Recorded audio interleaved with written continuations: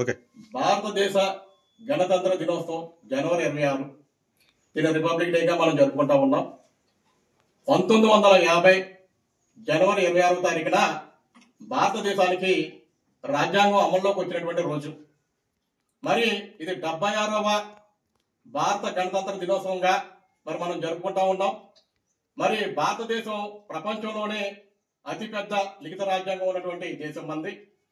మరి ఈ భారత రాజ్యాంగ నిర్మాణంలో ప్రపంచ మేధావి డాక్టర్ బాబాసాహెబ్ అంబేద్కర్ గారు రాజ్యాంగ రచనా కమిటీ చైర్మన్ గా మరి ఈ యొక్క రాజ్యాంగాన్ని తయారు చేయడంలో ఆయన సేవలు ఎనలేవి.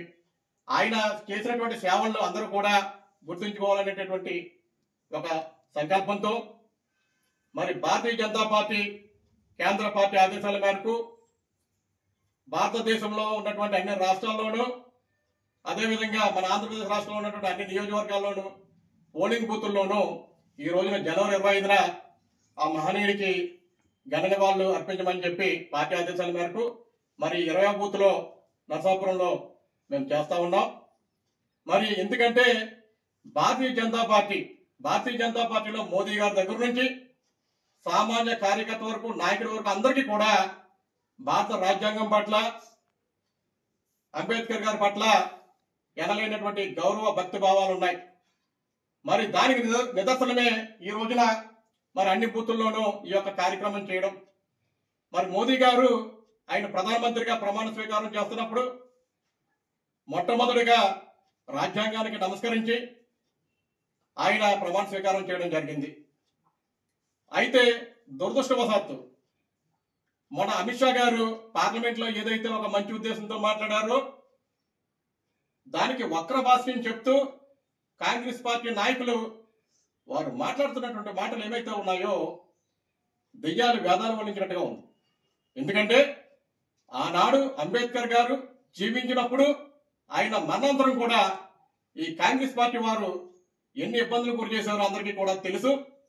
మరి ఆయన రాజ్యాంగ పరిషత్తుకి పోటీ చేస్తున్నప్పుడు ఈ జవహర్లాల్ నెహ్రూ గారు పనిగట్టుకుని ఆయన ఓడించడానికి శతవిధాలుగా కృషి చేసి ఆయన ఓడించడం జరిగింది.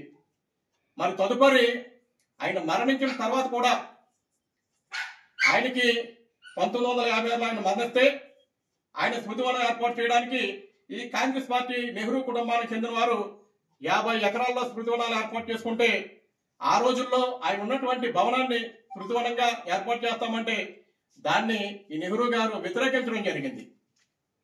మరి తదుపరి 2016లో మొన్న మోదీ గారు దాన్ని స్మృతివనంగా ఆయన శంకుస్థాపన చేయడం, 2018 నుంచి ఆ స్మృతివనం ఇనాగ్రేషన్ జరిగింది.